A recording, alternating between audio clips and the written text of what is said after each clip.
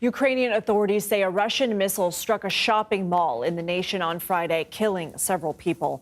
The mall is located in a residential area in the Donetsk region of Ukraine. This marked the second major strike on the town in almost a year. Meanwhile, Russia is sending more troops and armored vehicles into the western part of its nation in an effort to repel a surprise assault from Ukraine.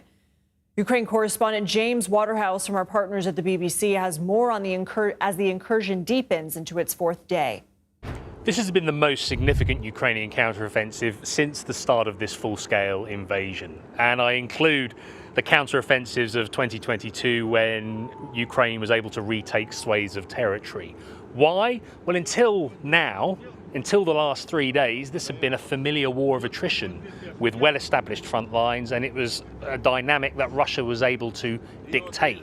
And here we have this sizable counterpunch, not like the incursions of previous where we're talking about a few hundred soldiers. This is clearly something bigger. Now, it's hard to get the full picture, but clearly we're talking about hundreds of troops and armored vehicles and accompanying airstrikes. We're told by the Russians, by Russian media, that an airbase in the Lipetsk region was struck, and what Ukraine is claiming is that this is a place where hundreds of glide bombs were stored, along with Russian fighter jets and bombers. Now, you would suspect the damage will become more evident with a future satellite image, but at the very least, this is something which Ukraine has been wanting to do for so long. Strike targets inside Russia with the blessing of the West. And it's clear there is some kind of Western green light from the US and other allies that has approved this operation. There was an initial bit of surprise expressed earlier in the week, but I would be surprised if Ukraine was doing this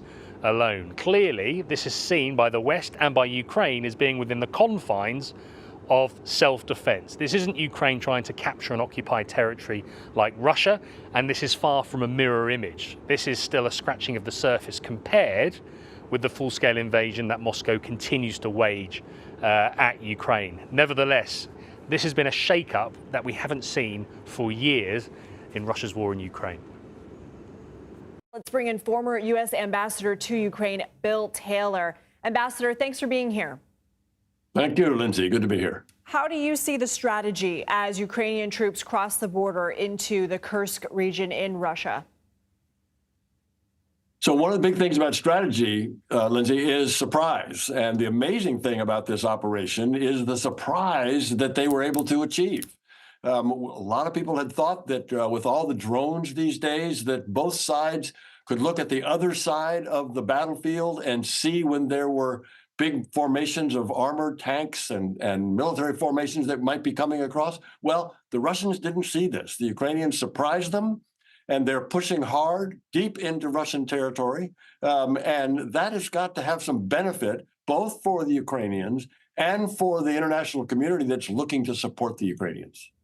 This took the U.S. by surprise, is my understanding. What are implications for the West? Implications for the West are that Ukraine can beat the Russians. It can push the Russians back. It needs support. As we know, the Ukrainians are using some U.S. weapons, some German weapons. This has been authorized earlier. That is, it was very clear that when the Russians shoot at Ukrainians from Russian territory against Ukrainian territory, that the Ukrainians are perfectly authorized, allowed to use all the weapons they've got to fire back. And this is an extension of that. So this is an indication that the Ukrainians actually can succeed on the battlefield.